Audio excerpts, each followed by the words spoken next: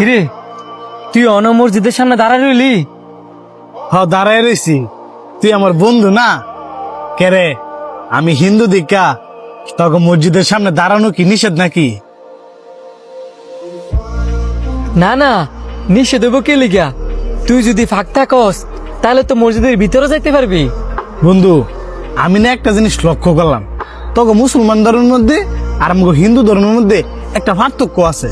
আর ওটা পার্থক্য তো থাকবোই, তগো ধর্ম আলাদা আমগো ধর্ম আলাদা।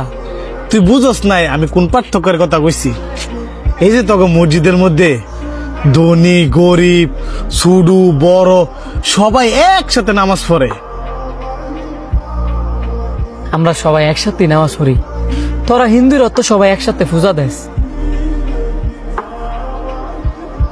না, আমগো মন্দিরের মধ্যে গেলে বড় লোকরা আগে পূজা দেয় আর গরিবরা পরে।